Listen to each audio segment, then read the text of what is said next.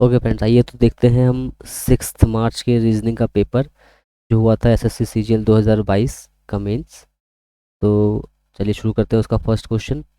आप देख सकते हो कि यहाँ पे पूछा गया है मिसिंग नंबर। तो इसमें कैसे करेंगे, आपको देखना है गैप कितने का है। तो 189 में कितना ऐड हुआ है 532 करने पे 11 प्लस, और ये 11 ये हो गया, और 332 यानी कि 343 ऐड हुआ है। ठीक है, फिर 316 हुआ है। तो क्या हुआ है देखो, कुछ माइनस हुआ है यहाँ से। कितना माइनस हुआ है तो 84 और 84 ये हो गया, और 132 ये, यानी कि 216 में से माइनस हुआ है। तो आप देख पा रहे हो कि 343 का स्पेशल नंबर होता है, ये होता है 7 का क्यूब। ये क्या होता है, ये हमारे पास होता है 6 का क्यूब। ठीक है, तो +7 क्यूब -6 क्यूब, इसका इसका मतलब अगला नंबर क्या होगा, अगला नंबर +5 क्यूब होगा। चलो करके देखते हैं। यानी कि 5 क्यूब होता है 125, तो इसमें ऐड करोगे तो कितना आएगा, ये 25 16 41, यानी कि ये हो जाएगा 441। यानी कि ऑप्शन नंबर ए इसका करेक्ट आंसर है। ठीक है, चलिए तो अब देखते हैं इसका अगला क्वेश्चन कैसे करेंगे। तो यहाँ पे हमें अगला क्वेश्चन दे रखा है कि 6 फ्रेंड्स हैं J K L M N O R sitting around a circular table facing centre. तो पहले यहाँ पे एक सर्कुलर टेबल बना लो, और यहाँ पे 6 लोगों को बिठा दो ऐसे, 3 4 5 6। अब कह रहा है देखो सबके फेस सेंटर की तरफ है। ठीक है, तो कोई दिक्कत नहीं है इस क्वेश्चन में। फिर हमें अब कह रहा है कि N is not an immediate neighbour of M. ठीक है, फिर कह रहा है कि M is sitting to the immediate left of G. देखो इस वाले स्टेटमेंट से ना हम डेफिनेटली कुछ ड्रॉ कर सकते हैं। तो पहले इसको यूज़ करेंगे। तो एम को बिठाना है इमीडिएट लेफ्ट में जे के, तो जे मान लो यहाँ बिठा दो। तो इसके इमीडिएट लेफ्ट में क्या हो जाएगा, एम। यहाँ पे हो गया एम। ठीक है, अब क्वेश्चन में कह रहा है कि J is sitting opposite to L, यानी कि जे के अपोजिट में बैठा है एल। ठीक है, who is sitting to the immediate right of K. देखो यहाँ पे लिखा है ना हु, तो ये हु लिखा होता है एल के लिए। ठीक है, तो जो एल है वो इमीडिएट राइट ऑफ के बैठा है। ठीक है, यानी के यहाँ बैठा रहा होगा, तभी तो इसका राइट मेरा एल बनेगा यहाँ पे। ठीक है, ये इसका राइट है, ये इसका लेफ्ट है के का। ठीक, तो इतना हो गया। अब क्वेश्चन में कह रहा है कि अब इस पे आते हैं फर्स्ट स्टेटमेंट पे। इसमें कहा गया है कि N is not an immediate neighbour of M, यानी कि एन यहाँ पे तो नहीं बैठेगा। ठीक है, तो कहाँ बैठेगा फिर एन, यहाँ बैठाएंगे एन को, और यहाँ पे ओ हो जाएगा। ये बन गया फिगर। अब क्वेश्चन पूछ रहा है कि who is sitting second to the left of L. L यहाँ पे बैठा है, तो इसका लेफ्ट ये वाला होगा और राइट ये वाला होगा। ठीक है, तो 1 2, तो ये बैठा है एन, तो एन इसका आंसर हो जाएगा क्वेश्चन नंबर 2 का। ठीक है, चलिए बढ़ते हैं टुवर्ड्स नेक्स्ट क्वेश्चन। देखते हैं इसमें क्या बोला गया है। तो देखिए इसमें क्या बोला गया है, इसमें हमसे कह रहा है क्वेश्चन में, एक स्टेटमेंट है, there is a huge increase in migration of villages to urban areas as repeated crop failures has put them into financial problems. यानी कि एक विलेज एरिया में जो है बहुत माइग्रेशन हो रहा है, लोग जा रहे हैं निकल के गांव से। और क्यों जा रहे हैं, बिकॉज वहाँ पे रिपीटेड क्रॉप फेलियर हो रहा है, इसलिए फसल बर्बाद हो रही है। ठीक है, तो इसका पूछा है क्या कि क्या रीज़न हो सकता है। ठीक है, हम क्या एक्शन लेंगे इसको फेस करने के बाद। ठीक है, ये प्रॉब्लम दे रखी है हमें। ठीक है, अब इसका सॉल्यूशन क्या होगा। तो फर्स्ट में बोला गया है कि the villagers should be provided with an alternate source of income in their villages which will make them stay there only. यानी कि विलेज के अंदर जो गांव वाले हैं उनको एक अलग सोर्स प्रदान करा जाए, ताकि वो वहीं पे रहें, वहाँ से माइग्रेट ना करें। ये एक सॉल्यूशन हो सकता है, बिल्कुल हो सकता है, वैलिड है। अब कह रहा है कि to ensure their survival the migrated villagers should be given access to all housing options in urban areas. अब देखो यहाँ पे क्या बोला गया है कि जो विलेजर्स माइग्रेट कर चुके हैं, जो पहुँच चुके हैं अर्बन एरियाज में, अब गवर्नमेंट क्या करे कि उनको ना ऑप्शंस दे कि वो ना अर्बन एरिया में जो हाउसेज हैं वो किसी में भी जाके रह सकते हैं वो लोग उसमें। ठीक है, तो इसका मतलब ये तो बड़ा एब्सर्ड सा है ना। गवर्नमेंट का काम क्या होता है कि जहाँ पे प्रॉब्लम है, ठीक है, उसी को रिजॉल्व करा जाए। कि भाई पहले बार में मतलब जो विलेजर्स हैं वो वहाँ से निकल ही क्यों रहे हैं गाँव से, why they are moving towards the urban area. तो उसको पहले हटाने के लिए, उसी को कम करने के लिए हम क्या करेंगे, सॉल्यूशन स्टेप्स लेंगे। ऐसा नहीं कि चलो माइग्रेट हो रहा है होने दो, अब जो यहाँ पर आ गए हैं अर्बन एरिया तो यहाँ पे इनका सॉल्यूशन दे दो। नहीं, गवर्नमेंट क्या करती है, हमेशा सॉल्व करती है प्रॉब्लम्स को जहाँ पे वो होती है। तो ऑप्शन नंबर 2 थोड़ा सा वेग सा लग रहा है, ठीक है, this can not be the answer, तो इसलिए इसका आंसर हो जाएगा ओनली वन फॉलोज, ठीक है। चलिए अब देखते हैं अगला क्वेश्चन क्या है हमारे पास। ओके, देखो इसमें क्या बोला गया है कि 6 पीपल हैं, ABCDEF are sitting in a straight line facing north. 6 people मान लो बैठे हैं ऐसे, 1 2 3 4 5 6, सबका मुंह नॉर्थ की तरफ है, ठीक है। अब हमको बताना है who sits to the immediate left of D. तो पहले हम फर्स्ट वाला देखते हैं। ये कह रहा है कि A sits second from one of the extreme ends, यानी कि या तो ए, मान लो कि यहाँ बैठ सकता है ए, ठीक है, 1 2, या फिर अगर मैं एक और ड्रॉ कर दूँ यहाँ पे 2 3 4 5, या तो ए यहाँ बैठ सकता है, ठीक है। तो एक्सट्रीम एंड से सेकंड पे हो गया। अब कह रहा है कि only 2 people sit between A and B. देखो ए और बी के बीच में सिर्फ 2 लोग बैठे हैं, तो जाहिर सा बी यहाँ बैठेगा, और इस वाले केस में बी यहाँ बैठ जाएगा, ठीक है, क्योंकि हमें इसके बीच में 2 लोग को बिठाना है, ठीक है। ये हो गया। अब कह रहा है कि E sits to the immediate right of C. जो ई है वो सी के इमीडिएट राइट में बैठा है। तो देखो हम ना यहाँ पे सी को नहीं बिठा पाएंगे, क्यों? क्योंकि हमें इसका राइट चाहिए, तो राइट तो इसका यहाँ पे हो जाएगा, फिर ना ही हम क्या कहते हैं सी को यहाँ बिठा पाएंगे, क्योंकि सी का इमीडिएट राइट क्या होगा, ये होगा, बट यहाँ तो पहले से ए बैठा हुआ है। तो सी सिर्फ यहाँ बैठ सकता है, क्योंकि सी का इमीडिएट राइट ये होगा, साइड होगी, और यहाँ बैठा हुआ है ई, ठीक है, क्लियर। तो यहाँ बैठ गया। अब पूछा गया है कि हाँ, अब हमारे पास 2 पर्सन रह गए हैं। कौन कौन से रह गए हैं 2 पर्सन हमारे पास? एफ रह गया है एक तो, ठीक है, और हमारे पास ABCD रह गया है। तो अब देखो डी और एफ कहाँ बिठाएं, यहाँ से पॉसिबल नहीं चल पा रहा, ठीक, पता नहीं चल पा रहा है यहाँ से। तो अगर मैं सी और ई को बिठाऊँ यहाँ पे, तो बोला गया है कि C sits to the immediate right of E. E बैठा है राइट में सी के, तो अगर मैं सी को यहाँ बिठाऊँ तो ई यहाँ बैठेगा। तो फिर से यहाँ पे डी और एफ जो है रह गया है, ठीक है। तो इसका मतलब कि हम with the help of first statement ये तय नहीं कर सकते हैं कि एग्जैक्टली फिगर क्या बनेगी, ठीक है। तो फर्स्ट स्टेटमेंट अपने आप में सफिशिएंट तो नहीं है, चल गया पता, ठीक है। ओके, यानी कि जहाँ पे लिखा है ना data in statement 1 alone is sufficient, तो ये तो होगा ही नहीं ऑप्शन, ठीक है। ओके, मतलब डाटा 1 जो है ना वो सफिशिएंट नहीं है। अब देख लेते हैं डाटा स्टेटमेंट 2 में क्या बोला गया है कि C sits third from the left end of the line, ठीक है। अब मैं इससे एक और नया ड्रॉ करूँगा, C sits third to the from the left end of the line, यानी कि ये इसका लेफ्ट हैंड हो जाएगा, लेफ्ट हैंड, ठीक है, और यहाँ से बैठा है थर्ड पोजीशन पे, थर्ड यानी कि 1 2 3, यहाँ बैठ गया है सी, ठीक है। Only 1 person sits between C and F. अब देखो यहाँ पे बनेंगी 2 पॉसिबिलिटीज, सी यहाँ बैठा है पहले तो, अब कह रहा है कि सिर्फ एक पर्सन बैठा है बिटवीन सी एंड एफ। अब देखो एफ यहाँ बैठ सकता है, यहाँ, और एफ चाहे तो यहाँ बैठ सकता है, तो पॉसिबिलिटी बन गई। अब कह रहा है कि E sits third to the right of F. E बैठा है third to the right of F, यानी कि अगर एफ यहाँ बैठा है तो 1 2 3 ई यहाँ बैठ जाएगा, ठीक है, ये बोला गया है। अब यहाँ से हम क्या कर पा रहे हैं, अगर मैं यहाँ पर बात करूँ third to the right of F, तो एफ यहाँ पर है, इसके राइट में थर्ड में जगह ही नहीं है बैठने की, तो ये तो केस ख़त्म हो गया ये वाला, बस एक केस बचा। अब देखो क्या हम यहाँ पे बाकी लोग को बिठा पा रहे हैं? नहीं बिठा पा रहे हैं। तो स्टेटमेंट 2 भी ना अपने आप में सफिशिएंट नहीं है, ठीक है। इसमें स्टेटमेंट 2 अलोन इज सफिशिएंट ये भी नहीं होगा, क्योंकि यहाँ से पूरा फिगर नहीं बन पा रहा है। अब अगर मैं दोनों को कंबाइन करना चाहूँ, ठीक है, तो अगर मैं इन्हें कंबाइन देखो करता हूँ, कैसे करेंगे combine? C sits third from the left end of the line, ठीक है। तो देखो हम अगर बात करें अपने फर्स्ट फिगर की, तो ये लेफ्ट हैंड है, 1 2 3, सी बैठा हुआ है थर्ड पोजीशन पे लेफ्ट हैंड से, बिल्कुल ठीक है। Only 1 person sits between C and F, C और एफ। अच्छा देखो हम चाहें अगर तो एफ को यहाँ पे बिठा सकते हैं, ठीक है, सी और एफ के बीच में 1 पर्सन बैठा है, बिल्कुल सही आ रहा है, ठीक है।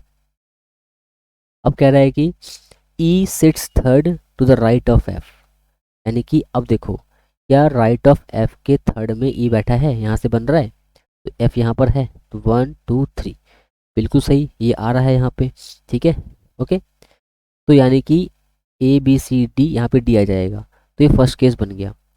तो लेकिन अगर मैं बात करूँ ये वाले केस में, ठीक है, कि हमारे पास फर्स्ट स्टेटमेंट में दो केस बन रहे थे फर्स्ट स्टेटमेंट से, ठीक है। अभी देखते हैं क्या स्टेटमेंट टू इसमें वैलिड हो रही है कि नहीं हो रही है। C sits third from the left end, ठीक है, तो बिल्कुल सही, सी बैठा है थर्ड पे, 1 2 3, ठीक है। Only one person sits between C and F, तो एफ को फिर से यहीं बिठा दो, ठीक है। एंड क्या बोला है, E sits third to the right of F, यानी कि एफ यहाँ है 1 2 3, डी यहाँ बैठ गया। अब देखो यहाँ पे ना हमारे पास दोनों ही फिगर सही है, 1 भी सही है 2 भी सही है, ठीक है। अब यहाँ पे क्या है कि हमारे पास ना डेफिनेट रिजल्ट नहीं बन पा रहा। दोनों केसेस में क्या हो रहा है कि ना ए की पोजीशन अलग अलग बन रही है।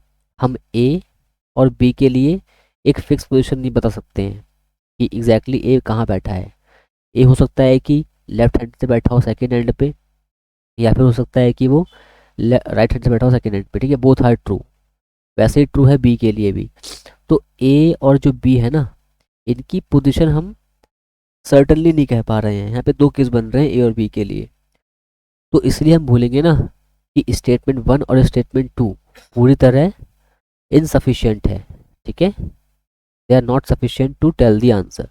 तो इसलिए इसका आंसर जो है ऑप्शन नंबर 2 हो जाएगा। क्योंकि देखो बहुत से लोग कह रहे हैं कि ये क्वेश्चन गलत है, ठीक है, क्वेश्चन गलत मुझे नहीं लगता है मेरे हिसाब से, क्योंकि इसमें क्या है ना, देखो दो केस बन रहे हैं। देखो फर्स्ट केस सही है अपने आप में, ये भी सही है अपने आप में, बट लेकिन हमें तो खाली केस एक ही चाहिए होता है ना। We can not have two cases, हमें सिर्फ एक फिक्स्ड रिजल्ट चाहिए होता है, कोई एक सही होगा। अब आप कह रहे हो कि ए यहाँ भी बैठा हुआ है और यहाँ भी बैठा हुआ है, तो ए और बी की पोजीशन फिक्स नहीं कर पा रहे हैं हम किसी भी स्टेटमेंट की हेल्प से। तो फिक्स नहीं है तो मतलब क्या, इसका आंसर सर्टेन नहीं होगा, तो डाटा इनसफिशिएंट है, ठीक है। तो इसका आंसर इसलिए ऑप्शन नंबर 2 हो जाएगा। बाकी अभी देखते हैं कि एसएससी क्या इसके आंसर में कुछ बदलाव करती है कि नहीं करती है। मेरे ख्याल से तो नहीं करेगी। ये क्वेश्चन मुझे लगता है सही है, गलत नहीं है, ठीक है। चलो अब आते हैं अगले क्वेश्चन में। इसमें देखो क्या हो रहा है, ये बहुत ही इंटरेस्टिंग क्वेश्चन दिख रहा है यहाँ पे।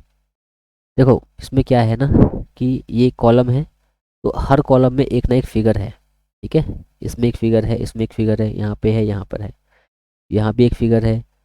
इस कॉलम में फिगर नहीं है, बाकी सब में कुछ ना कुछ फिगर बना हुआ है, देख लो, है ना। सब में फिगर है, ये भी ये भी ये भी ये भी। तो सिर्फ यही फिगर ऐसी है जिसमें एक कॉलम पूरा खाली है, इसमें कुछ भी नहीं है, तो ये ऑड वन आउट हो गया। इसलिए ऑप्शन नंबर 3 इसका सही आंसर है। चलिए अब आगे देखते हैं इसमें कैसे करेंगे, समझते हैं इस क्वेश्चन को। देखो देखो स्टूडेंट, इसमें क्या बोला गया है कि हमें बताना है कि इसमें से कौन सा सही है और ऑड वन कौन सा है इसमें से, ठीक है। ये तो बहुत ईजी है। देखो 6 से 21 कैसे बन सकता है, 6 3 18 प्लस 3 कर दो। 8 से 29 कैसे बनेगा, 8 3 24 प्लस 3 नहीं, प्लस हमें 5 करना पड़ेगा। इसमें क्या करना पड़ेगा, 10 3 30 प्लस 3, ये सेट हो रहा है। ये 2 3 6 प्लस 3 9 बन गया। यानी कि हम देख पा रहे हैं कि फर्स्ट थर्ड और फोर्थ में जो है सेम पैटर्न चल रहा है, लेकिन सेकंड में पैटर्न सेम नहीं है, तो ये हो गया इसका ऑड वन, इसलिए this is the right answer, ठीक है। अब आते हैं अगले क्वेश्चन में। यहाँ पे हमें कोड दे रखा है, तो देखते हैं कि कोड से कैसे करेंगे।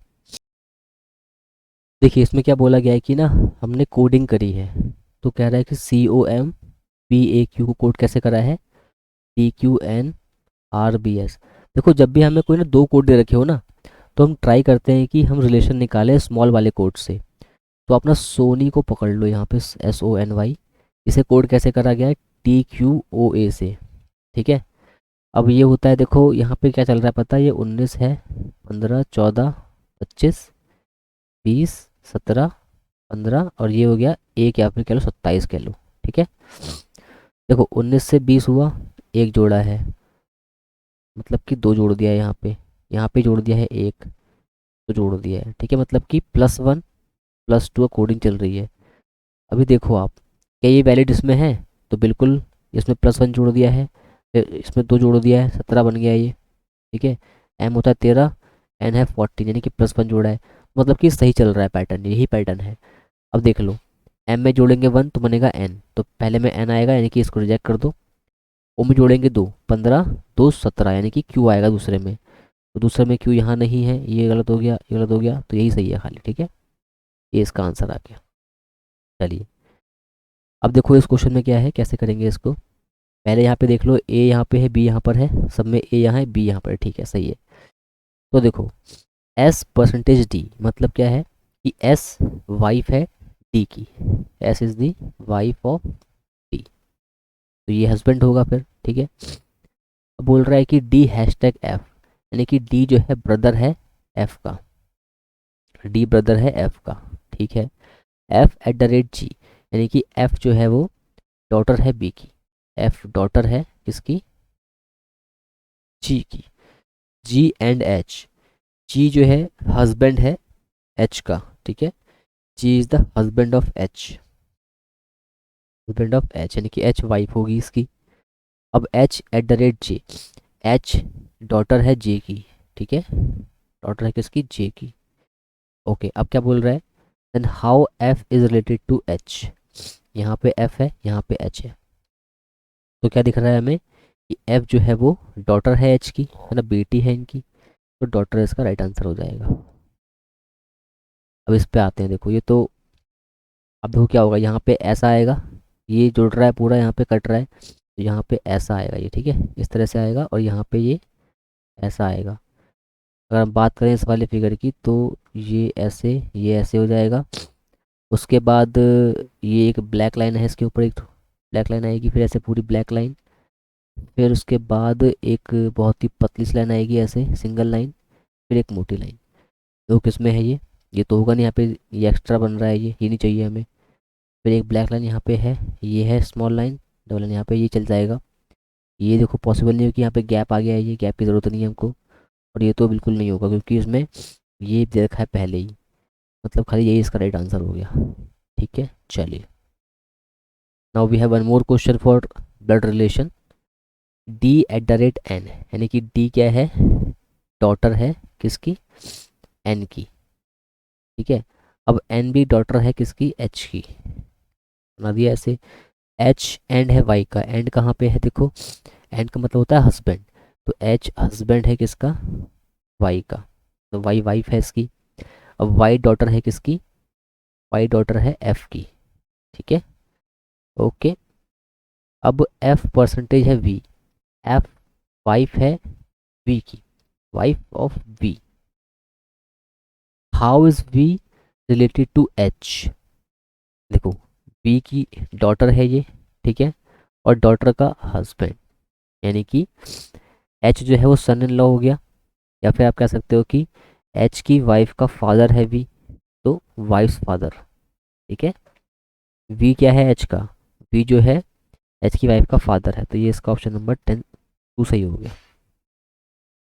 अब इसको देख लेते हैं क्या करा गया है इसमें, तो क्रॉस, तो सी होता है कितना 3, आर 18, ओ हो गया 15, 19 19, जोड़ने पे कितना आएगा देखो, 21 प्लस 15 यानी कि 36 प्लस 38, तो ये कितना हो रहा है 60, और ये 64, है ना, 60 64 हो गया ये, 21 15 60, ठीक है, हाँ, 64 + 2, ओके।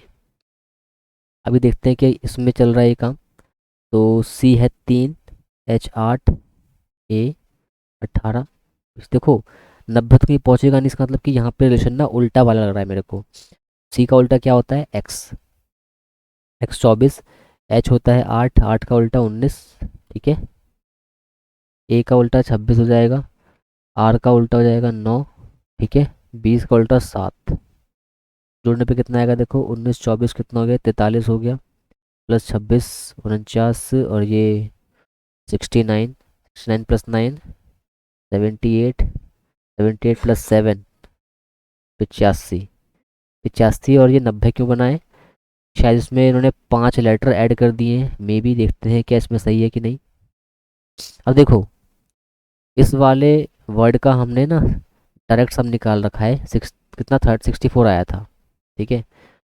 अब हमें ना चेक करना है कि क्या इसका ऑपोजिट प्लस 5 लेटर है कि नहीं, तो ना क्या करेंगे, हम अपना इसका अपोजिट ना कैसे निकालेंगे, देखो अब ज़रूरत नहीं कि आप यहाँ पे 3 की जगह 24 लिखो इसका अपोजिट, फिर 9 लिखो, फिर 15 12 लिखो, ऐसा मत करना, ठीक है। क्या करना है आपको, सीधे देखना है नंबर कितने हैं, 1 2 3 4 5, आप डायरेक्ट सम निकाल चुके हो, हम बात कर रहे हैं कि सम कैसे निकालें अपोजिट वाला।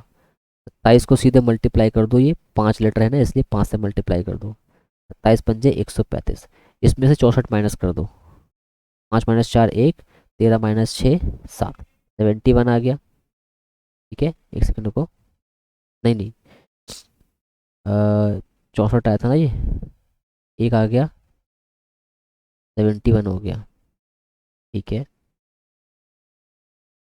कुछ गलती कर रहे हैं, देखो हम 21 हो गया, 21 + 15, 21 + 15 हो गया 6 3 36 और 38, तो 60, अरे ये 74 आएगा, सॉरी 74 आएगा ये, है ना। तो 74 लिखो यहाँ पे। 5 - 4 1, 13 - 7 6, 61 हो गया। अब 61 + 5 करने पे कितना हो गया, 66 आ रहा है, बिल्कुल सही हो रहा है। यानी कि वर्ड का ऑपोजिट को ऐड करके उसमें नंबर ऑफ लेटर्स ऐड कर दिए गए हैं। तो अगर हम बात करें यहाँ पे, तो सिंबल है, ठीक है, तो इसका ऑपोजिट क्या बनेगा, देखो। एस का उल्टा होता है एच, यानी कि एच यानी कि 8। वाई का उल्टा होता है कितना, सी, यानी कि 3। एम का उल्टा एन यानी कि 14। बी का उल्टा वाई यानी कि 25।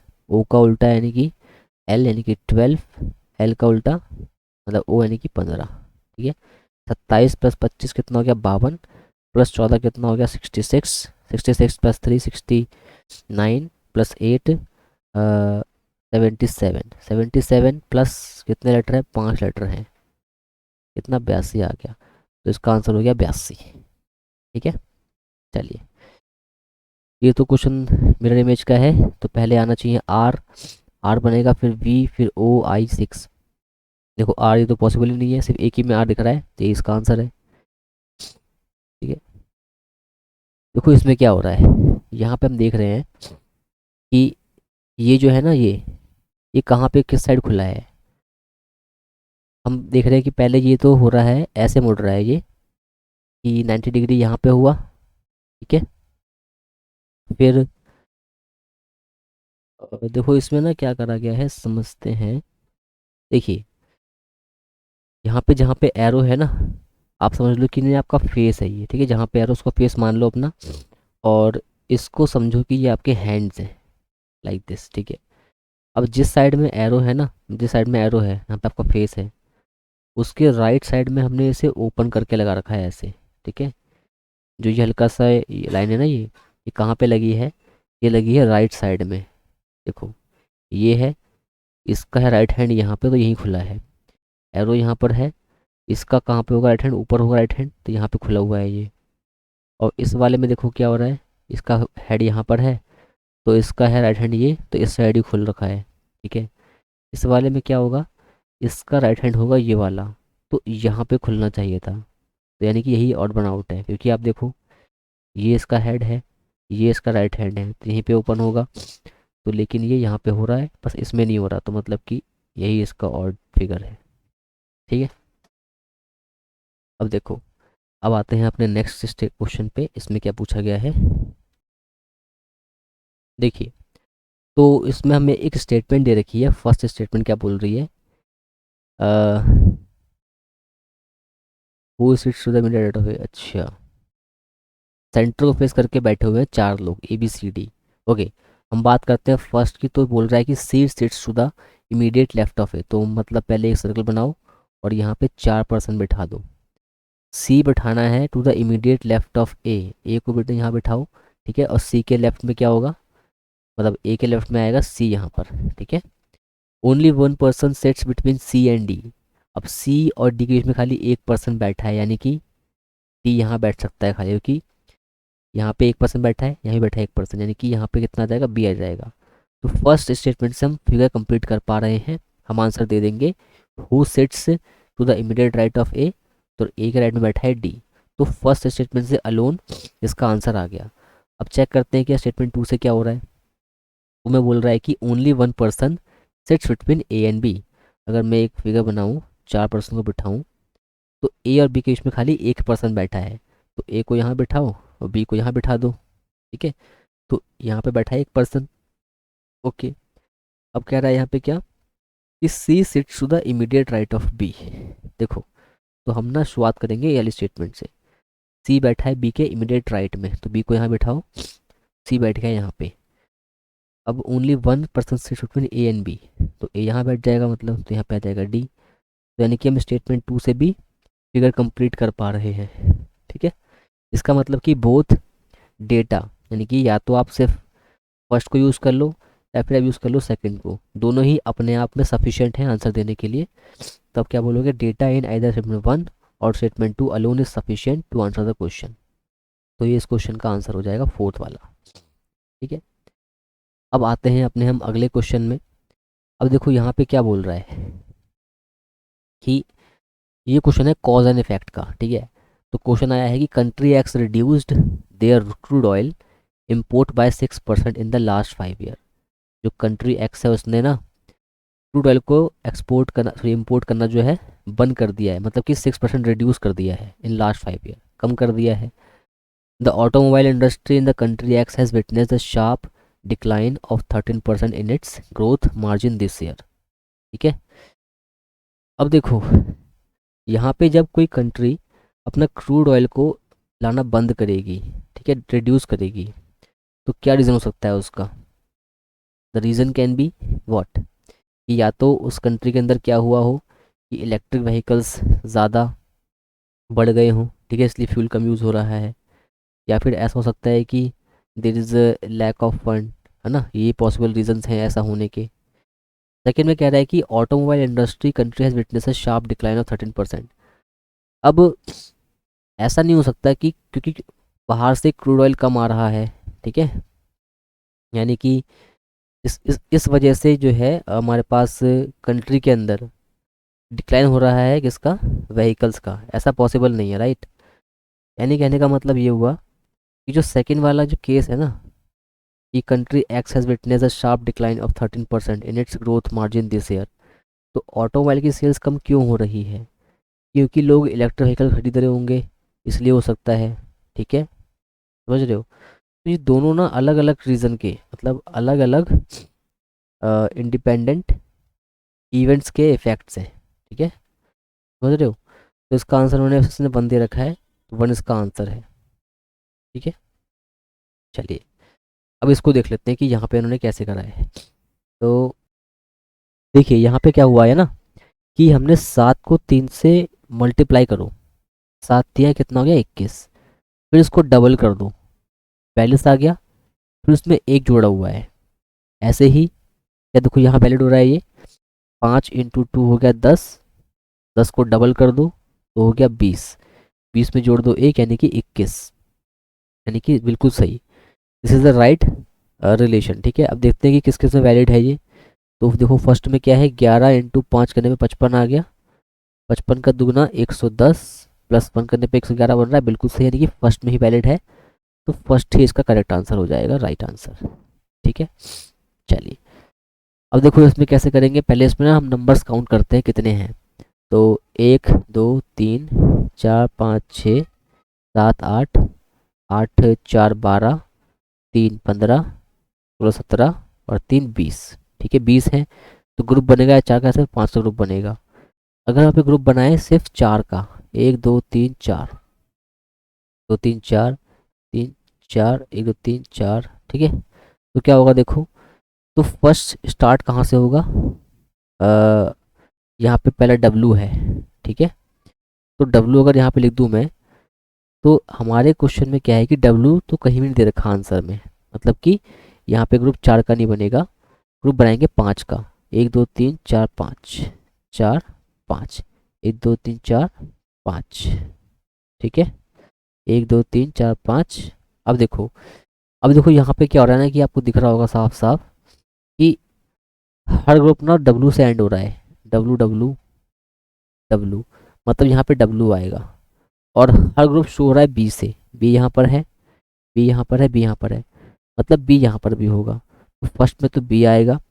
अब बी के बाद यहाँ वी है, तो फिर वी आना चाहिए यहाँ पे। फिर वी के बाद है जे, मतलब जे आएगा यहाँ पे, तो जे हो गया। देख लो बी,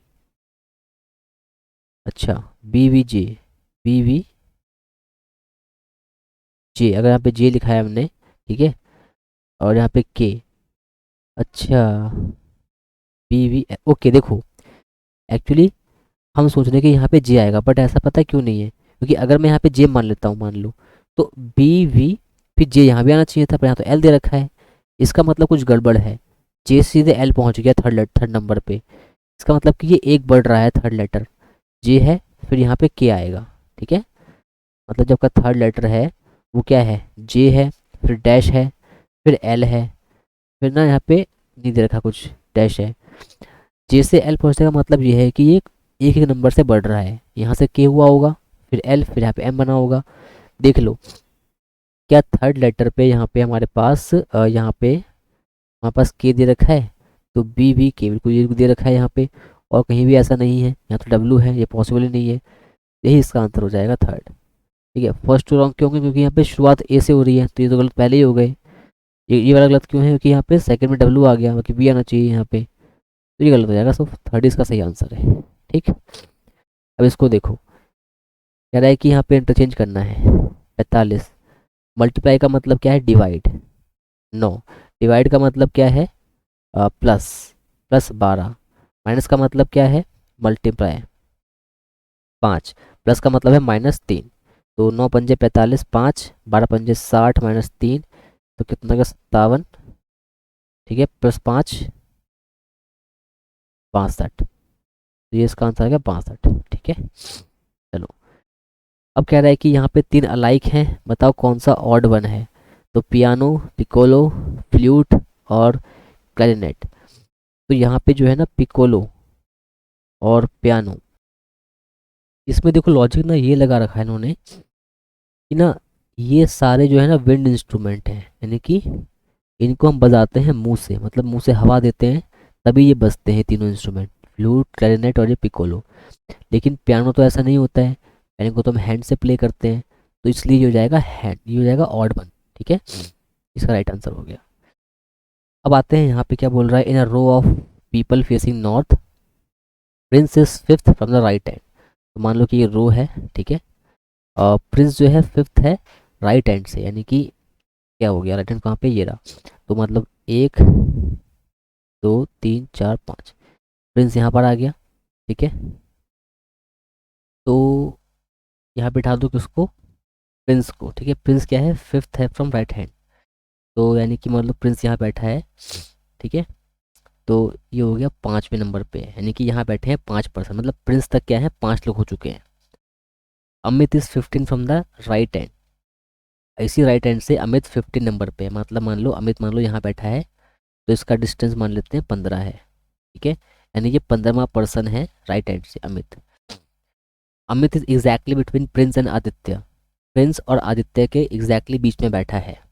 देखो, अमित जो है ना, प्रिंस और आदित्य के एग्जैक्टली बीच में बैठा का मतलब क्या होता है कि जितने लोग अमित और प्रिंस के बीच में होंगे, उतने ही लोग आदित्य और अमित के बीच में भी होंगे। ठीक है, तो आप देखो यहाँ पे हमने क्या देखा कि ये प्रिंस तक हो गए 5 लोग। ठीक है, यानी कि अब क्या हुआ कि यहाँ बैठे हैं कितने लोग, यहाँ बैठे हैं 9 लोग बैठे हैं। ठीक है, पर्सन कैसे निकालते हैं हम, 15 - 5, ये हो गया 10, इसमें से एक घटा देते हैं तो निकलता है पर्सन, यानी कि इसके बीच में बैठे हैं 9 लोग, क्योंकि आदित्य 10वां पर्सन है। ठीक है, अगर प्रिंस 5वां है, ठीक है, तो आदित्य 15वां है, उसके बीच में बैठे हैं 9 लोग, मतलब 9 लोग बैठे होंगे इसके अमित के और आदित्य के बीच में भी, तो यहाँ बैठे हैं 9 लोग। ठीक है, ये हो गया। अब कह रहा है कि if Aditya is 6 from the left hand, अब लेफ्ट हैंड हमारा ये रहा, आदित्य यहाँ से 6th है। ठीक है, अब बताना है कि कितने लोग बैठे हैं। देखो, तो पहले 6 लोग तो ये हो गए, प्लस 9 लोग ये हो गए, 15 हो गए यहाँ तक। ठीक है, अमित तक हमारे नहीं, अमित तक नहीं, 6 ये हो गए, फिर 9 ये 15। ठीक है, 15 ये हो गए, फिर अमित से मिला के राइट हैंड तक 15 यहाँ पे हैं। ठीक है, टोटल कितने हो गए, 30 हो गए। समझ रहे हो, 9 लोग बैठे हैं अमित से पहले और 6 बैठे हैं आदित्य तक, 6 + 9 15, 15 ये हो गए, फिर अमित से लेके यहाँ राइट हैंड तक बैठे हैं 15 लोग, टोटल हो गए 30, तो 30 इसका राइट आंसर है। ठीक है, और देखो यहाँ पे क्या बोल रहा है कि some poems are horses, all horses are toys, all toys are ships. देखो, हम सीधे उस पे फोकस करते हैं, कंक्लूजन्स पे। कह रहा है कि all toys being poem is a possibility, ये क्वेश्चन है पॉसिबिलिटी का है, ठीक है। All toys being a poems, तो हम अगर टॉयज को पोएम से मिलाएं तो टॉयज यहाँ पे है, ऑल दे रखा है बिल्कुल। देखो शिप्स कहाँ पे है, शिप्स यहाँ पर है, ठीक है। तो यहाँ पे एक काम करो, इसको हम कर लेते हैं वेन डायग्राम से। Some poems are horses, some poems हैं, ठीक है, हॉर्सेस हैं, ठीक, इतना हो गया। अब देखिए सुना आपने, इसको एक काम करो, इसको ना ऐसे मत करो, इसको हम सिंपल करते हैं फ्रॉम रिलेटिंग थिंग्स, ठीक है। अभी देखो फर्स्ट में कहीं बोल रहा है कंक्लूजन में कि टॉयज और पोएम्स जो है इसको रिलेट कर रहा है। तो देखो क्या हम टॉयज को पोएम से रिलेट कर पा रहे हैं? तो देखो पोएम तो यहाँ पर है, ठीक है, ओके, पोएम्स यहाँ पर है और टॉयज यहाँ पर है, ठीक है। तो और टॉयज यहाँ पर भी है, तो इस टॉय से ये टॉय रिलेट हो पाएगा, तो हम हॉर्स को शिप से रिलेट करेंगे। लेकिन पोएम को हमें जब टॉय से रिलेट करना है तो हमें कुछ कॉमन दिख नहीं रहा है, ठीक है। पोएम यहाँ पर है, ठीक है, और यहाँ पे हॉर्सेस है, तो हॉर्स तो कॉमन है, तो हॉर्स कॉमन हो गया, ठीक है। तो ये पोएम और टॉयज कैसे मिल रहे हैं? सम पोएम्स आर टॉयज, ठीक है, हम सम पोएम्स आर टॉयज तो कह सकते हैं। लेकिन ऑल टॉयज बीइंग पॉसिबिलिटी, अब देखो पता है क्या होता है, अगर हम किसी दो के बीच में डेफिनेट कंक्लूजन ड्रॉ नहीं कर पाते हैं, ठीक है, तो ऑल पॉसिबिलिटीज जो है ट्रू होती हैं, ठीक है। सम पोएम्स आर टॉयज हैं, ये तो हमको पता है, ये तो पॉसिबल है। लेकिन ऑल पोएम्स आर टॉयज, ये तो पॉसिबल, मतलब ये तो स्टेटमेंट नहीं बन सकती ना यहाँ से। वी कैन ओनली से कि सम पोएम्स आर टॉयज, ठीक है। हम यहाँ से ये नहीं कह सकते हैं कि ऑल पोएम्स आर टॉयज या फिर ऑल टॉयज आर पोएम, क्योंकि यहाँ पे टॉयज में ना, यहाँ पे ऑल नहीं लगा हुआ पीछे, सम का है, सम के साथ यूज़ करेंगे इसको, ठीक है। इसकी वैल्यू 50 है, इसकी वैल्यू 50 है, ये है 50, ये है 100, तो 100 50 तो मिल गए, कॉमन हो गए, ठीक है, कट जाएंगे ये। तो पोएम्स और हॉर्स आ रहा है, तो यहाँ से खाली हम कह सकते हैं सम पोएम्स आर टॉयज। लेकिन अगर हम बात करें ऑल की, तो ऑल में हम कोई ड्रॉ नहीं कर सकते कंक्लूजन। इसका मतलब अगर आप कोई कंक्लूजन ड्रॉ नहीं कर सकते हो तो सारी पॉसिबिलिटी ठीक होती हैं, तो यानी कि फर्स्ट इज द पॉसिबिलिटी। अब अगर हम बात करें सेकेंड स्टेटमेंट की, सम हॉर्सेस बीन शिप, तो हमें हॉर्स को शिप से रिलेट करना है। तो आप देख सकते हो कि हॉर्स ये रहा, शिप ये रहा, क्या इसको रिलेट कर पाएंगे? यहाँ पे टॉयज 50 है, यहाँ पे टॉयज 100 है, क्यों कर पाएंगे, यहाँ पर मिल जाएगा।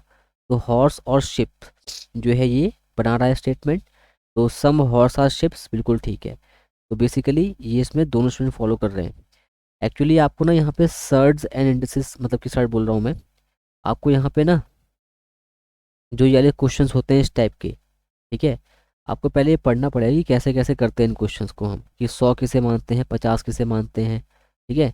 Then you can understand it better, ठीक है। चलिए अगला क्वेश्चन देखते हैं यहाँ पे क्या बोला गया है। अब देखो ये बहुत ही अच्छा क्वेश्चन है, ठीक है। यहाँ पे क्या होगा, हमें देखना है कि ना यहाँ पे कौन सा वर्ड है जो कि रिलेट कर रहा है CLQ से, और फिर जो रिलेशन यहाँ पे है वही सेम रिलेशन होना चाहिए NDK और इस वाले के बीच में। तो CLQ का मतलब क्या होता है? 3, 12 और 17, और इसका मतलब क्या है? 14, 4 और 11। तो अगर मैं शुरुआत करूँ फर्स्ट से, अगर मैं हैशटैग को ये मानता हूँ AOO, तो AO का मतलब क्या है? 1, 15, 15। तो हमें ये लेना पड़ेगा परसेंटेज कितना, PM लेना पड़ेगा, मतलब मुझे यहाँ पे लिखना पड़ेगा P16, 1, M13। देखो क्या रिलेट कर रहे हैं ये, तो ये हो रहा है 1 में +2 जोड़ दिया है, ठीक है। तो यहाँ भी क्या 2 जोड़ा है हमने, बिल्कुल सही 2 जोड़ रखा है यहाँ भी हमने। ये फिर 15 में से हमने 3 घटाया है, क्या हमने यहाँ भी 3 घटाया है क्या? 4 से 1, हाँ बिल्कुल सही, हमने 3 घटाया है यहाँ पे भी। फिर हमने इस 15 से पता नहीं कि +2 जोड़ दिया है फिर से, क्या 2 जोड़ रहे हैं यहाँ पर हम? बिल्कुल 2 जोड़ रहे हैं, यानी कि देखो क्या चल रहा है, +2 -3 +2, +2 -3 +2 यहाँ भी है। इसका मतलब कि जो हमने फर्स्ट पकड़ा था चूज करने के लिए, देखने के लिए, वही सही बैठेगा, यानी कि फर्स्ट ही इसका आंसर हो जाएगा सही। अब देखो यहाँ पे हमें बताना है कि किसको replace dash science and balance the given equation, ठीक है। तो यहाँ पे हमेशा चेक करते हैं पहले डिवाइड को। देखो फर्स्ट वाले में डिवाइड कहाँ पर है? थर्ड पोजीशन पर है, ठीक है। तो 1 2 3, तो यहाँ पे ऐड हो पाएगा, बिल्कुल सही हो पाएगा। 5 मिल रहा है हमें, तो देखते करके कि हो रहा है कि नहीं हो रहा है। तो 33, फिर +4 -3 × 5 = 15, है ना। यहाँ पे डिवाइड है यहाँ पे, तो 3 × 5 = 15 बन जाएगा सीधे 5, फिर मल्टीप्लाई है 61। अब देखो हमें तो सिर्फ 188 लेके आना है, यहाँ पे 61 × 5 करेंगे तो नेगेटिव में बहुत बड़ा नंबर आएगा, तो ये तो कभी आ ही नहीं पाएगा, तो ये पॉसिबल नहीं है फर्स्ट वाला, नेगेटिव में आएगा ये तो। सेकंड में डिवाइड कहाँ पर है, यहाँ भी डिवाइड सेम जगह पर है। और देखो 33 +4 मल्टीप्लाई 3/5 15, 5 आ गया, -61। अब देखो 20 है ये 33 है, नहीं 53 -61 कभी नहीं बनेगा 188, तो ये भी पॉसिबल नहीं है, ठीक है। थर्ड पे आते हैं, तो थर्ड में डिवाइड फर्स्ट नंबर पर है। जब मैं 33 को डिवाइड करूंगा 4 से तो क्या होगा, हमारा आंसर पॉइंट में आएगा, वो पॉइंट में ही रहेगा हमेशा। तो यानी कि इसका मतलब कि ये पॉसिबल नहीं है, क्योंकि हमारा आंसर पॉइंट में है ही नहीं, हमारा आंसर तो नंबर है एक, तो मतलब बच गया लास्ट वाला, ये इसका आंसर होगा। इसको चेक भी कर सकते हो, 33 × 4 -15/3 5 आ जाएगा, +61। तो 33 और कितना होगा, 120, 132 -61 + 5 कितना हो गया ये, 56, +56, ठीक है। तो ये आ गया कितना, 188 आ गया, ये इसका सही आंसर हो जाएगा, ठीक है।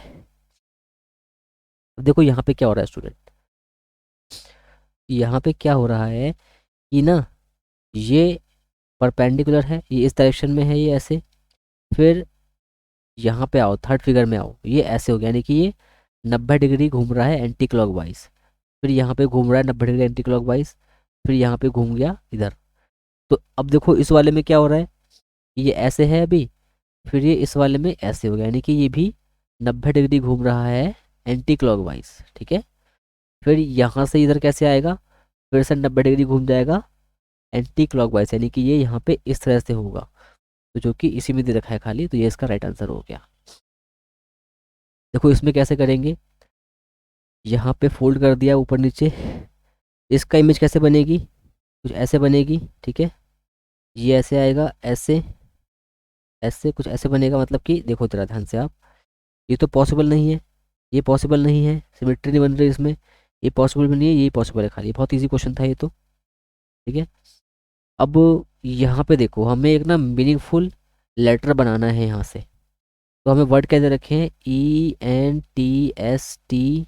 ENTSTEU। यहाँ पे क्या चल रहा है पता है कि हमें यहाँ पे स्टूडेंट बन सकता है, STUDENT, है ना, STUDENT। तो एस का मतलब क्या है, 4 है, टी का मतलब क्या है, 5, और टी का मतलब 3 भी है, तो 3 लिख लो पहले। यू यू का मतलब 7 है। देखो 4 3 7 से खाली फर्स्ट यही शुरू हो रहा है खाली, तो ये इसका आंसर हो जाएगा, और चेक करने की जरूरत भी नहीं है, हालांकि आप कर सकते हो। डी का मतलब क्या है, देखो डी का मतलब 6 है, ई का मतलब क्या है, 1 है, ठीक है। फिर एन का मतलब 2, इसका मतलब फिर एक और है 5, ठीक है। तो ये इसका हो जाएगा आंसर। अब देखो यहाँ पे बोला गया है, एक और क्वेश्चन आ गया कॉज एंड इफेक्ट का। तो इसमें कह रहा है स्टूडेंट कि excessive use of pesticides in agriculture production contaminates soil and water, remain in the crops and finally enters the food chain, deeply posing the threat to the human being। यानी कि जब हम एग्रीकल्चर में pesticide use करते हैं तो क्या होता है कि वो सॉइल और वाटर दोनों को गंदा करता है, ठीक है, और वो क्रॉप के अंदर रहता है, और फाइनली हमारे फूड चेन में एंटर करता है और ह्यूमन बींग को भी हार्म करता है, ये बोला गया है, ठीक है। अब इसकी स्टेटमेंट क्या है, इससे हम क्या इन्फ्रेंस ड्रॉ कर सकते हैं, इससे हम ये इन्फ्रेंस ड्रॉ कर सकते हैं, पहला कह रहा है कि excessive use of pesticide in agriculture production is not good for people. तो बिल्कुल सही, स्टेटमेंट क्या बोल रही है कि ये हार्म करता है लोगों को, ठीक है, हार्म करता है ह्यूमन बींग को, बिल्कुल करता है हार्म। तो फर्स्ट जो है करेक्ट स्टेटमेंट है। फिर क्वेश्चन में कह रहा है कि excessive use of pesticide in agriculture production can have bad effect on water, बिल्कुल सही। जब हम यूज़ करते हैं एक्सेसिव पेस्टिसाइड तो क्या होता है कि जो सॉइल है वो ख़राब होती है, ठीक है, और वाटर भी ख़राब होता है, यानी कि वाटर गंदा होता है, मतलब कि वाटर भी गंदा करेगा। तो बोथ स्टेटमेंट आर करेक्ट, यानी कि बोथ 1 और 2 फॉलो हो सकती है इस वाली स्टेटमेंट से। ठीक है, अब इसमें आ जाओ, देखो यहाँ पे कैसे करेंगे इसको। बी से लेके एफ देखो, बी कहाँ पे है, ये रहा बी, और एफ कहाँ है, ये रहा। अब बी से लेके एफ जाने में हम क्या देख रहे हैं, हम ये देख रहे हैं कि sign greater than equal to का है, फिर साइन आ गया लेस देन इक्वल टू का, यानी कि दो फैमिली के साइन कोलाइड कर रहे हैं एक साथ। एक्चुअली होता क्या है कि हमारे पास ना ऐसा होता है कि ग्रेटर देन इक्वल टू, ठीक है, ग्रेटर देन और इक्वल टू, ये होते हैं एक फैमिली के sign. Less than equal to, less than फिर इक्वल टू, इसको मानते हैं अलग फैमिली का साइन। तो जब भी कभी दो फैमिली साइन आपस में कोलाइड कर जाएं एक रास्ते में, तो वहाँ का हम वो रॉन्ग होता है कंक्लूजन। ठीक है, जैसे यहाँ पे देखो बी सी डी, यानी कि बी से लेके एफ तक जाने में हमें क्या मिल गया, ये मिल गया, ग्रेटर देन मिल गया, लेस देन मिल गया, ये मिला, ये मिला, ये मिला। यानी कि यहाँ पे दो फैमिली साइन कोलाइड कर रहे हैं, तो मतलब कि इससे हम कोई भी ड्रॉ नहीं कर सकते कंक्लूजन। तो ये फर्स्ट तो रॉन्ग है, हम ये नहीं कह सकते कि be less greater than F है, ये पॉसिबल नहीं है। अब बात करें सी से ए की, तो सी कहाँ पर ए है और ए यहाँ पर है। ठीक है, अब देखो इज इक्वल टू आया है और ग्रेटर देन इक्वल टू, यानी कि सी जो है ना वो लेस देन है। तो इसका मतलब क्या है कि हम प्रायोरिटी क्या देंगे, हम बोलेंगे जो सी है वो क्या हो जाएगा, लेस देन इक्वल टू है किससे, ए से, है ना। सी से ए में कैसे जाएंगे, ऐसे जाएंगे, सी लेस देन भी है और इक्वल टू भी है और बी भी है। तो लेस देन इक्वल टू में और इक्वल टू में हम प्रायोरिटी किसको देते हैं, प्रायोरिटी देते हैं इसको, लेस देन इक्वल टू को। तो यहाँ बनेगा कितना, यहाँ हम कहेंगे कि लेस देन इक्वल टू है, सी जो है वो लेस देन इक्वल टू है A, both can be true. But यहाँ पे तो खाली बोला गया है कि सी लेस देन ए, तो ये सही नहीं है क्योंकि वो लेस देन इक्वल टू ए है। ठीक है, तो neither one neither two is true. चलिए अब देखते हैं अगला क्वेश्चन क्या है हमारे पास। तो यहाँ पे हमें फिगर ढूंढनी है, कौन सी इम्बेडेड है, ऐसी वाली फिगर देखो। तो आपको दिख रहा है कि साफ साफ यहाँ पे हमारे पास, यहाँ तो कोई फिगर ऐसी है ही नहीं, ट्राइंगल तो बन रहा है यहाँ पे, पर यहाँ पे एंड में ऐसा नहीं है, ये तो गलत है फिगर। यहाँ भी ट्राइंगल बन रहा है, ठीक है, यहाँ पे ऐसे है पर लास्ट में ऐसा नहीं है यहाँ पे, तो ये भी पॉसिबल नहीं है। इसमें देखो ट्राइंगल तो बन रहा है यहाँ पे भी, ऐसे है पर ऐसा नहीं है कुछ भी, बस खाली हमें इसमें दिख पा रहा है ऐसा। कैसे, ध्यान से देखो, एक ट्राइंगल है ऐसे, ये रहा, ठीक है, ऐसे रहा, फिर ये गया, और ऊपर भी नीचे दोनों जगह पे ऐसे है। ठीक है, तो मतलब हम इसको सही बोल देंगे, यही इसका सही आंसर है। अब आते हैं अगले क्वेश्चन पे। तो इस क्वेश्चन में क्या बोल रहा है ये देखो, इसमें क्या हो रहा है कि जो फिगर ना यहाँ पर है वो अभी ऐसे है, फिर ये ऐसे घूम गया, यानी कि क्लॉक वाइज घूम गया, सॉरी एंटी क्लॉक वाइज घूम रहा है फिगर 90 डिग्री। ठीक है, और उसके बाद जो फिगर नीचे में है यहाँ पे वो क्या हो रहा है, वो 90 डिग्री घूम रहा है क्लॉक वाइज, ऐसे था तो ऐसे हो गया, यानी कि ये वाला फिगर जो है ना ट्राइंगल, ये क्या होगा, ऐसे बनेगा यहाँ पे ऐसे, और ये ऐसे बन जाएगा। तो इसमें है ऐसा, ठीक है, और इसमें भी है ऐसा, तो सब में तो ऐसा ही है। ठीक है, कोई इशू नहीं है। सेंटर में अगर एक फिगर है तो ये दो बन रहा है, यानी यहाँ पे एक है तो दो में आंसर आएगा, यानी कि ये इसका आंसर नहीं हो सकता, ये आंसर नहीं है, तो आंसर इन दोनों से कोई सा एक है। अब अगर हम बात करें इसकी, तो ये जस्ट रिवर्स हो गया है, यानी कि इसकी मिरर इमेज बन रही है। ठीक है, यहाँ पे मिरर लगा दो तो इसकी बन रही है मिरर इमेज ऐसे। तो यहाँ पे कैसे बनेगी इसकी मिरर इमेज, मतलब मिरर इमेज नहीं बन रही, सॉरी, यहाँ पे ना ये थोड़ा पलट जा रहा है ना, मतलब ऐसे। ठीक है, जैसे यहाँ पे है ना ऐसे ऐसे लिखा हुआ है, तो इमेज ना ऐसे बन रही है इसकी। ठीक है, कुछ इस तरह से लेफ्ट साइड में बन रही है इमेज। तो यहाँ लगाओ मिरर, तो कैसे बनेगा, ये ऐसे बन जाएगा, मतलब कि यही इसका राइट आंसर है, फर्स्ट वाला। ठीक है, तो ये थे सारे क्वेश्चन 6 मार्च की शिफ्ट के। ठीक है, सीजीएल के जो 2022 में हुआ था। अभी अभी हम इसमें 5 मार्च और, सॉरी 5 मार्च नहीं, जो 2 मार्च को हुआ था पर वो, और जो हुआ था 3 मार्च को, उसका भी हम लेकर आएंगे सॉल्यूशन। ठीक है, और अभी जो और एग्ज़ाम्स जो हुए हैं, जैसे एसएससी एसएससी हुआ है CHSL, ठीक है। इसके भी सारे सेट्स के मैं आपको क्वेश्चन कराऊंगा, रीजनिंग के भी। और अगर आपको मैथ्स के क्वेश्चन भी देखने हैं इसके, मैं वो भी करवाऊंगा, ठीक है। तो आप मेरे चैनल को सब्सक्राइब कर लीजिए और स्टे ट्यून रहिए इस पे, ठीक है। और मैं आपको एक लिंक दूंगा अपने चैनल का, we have a Telegram channel, आप उसको भी ज्वाइन कर लीजिए please, to get the resources, ठीक है।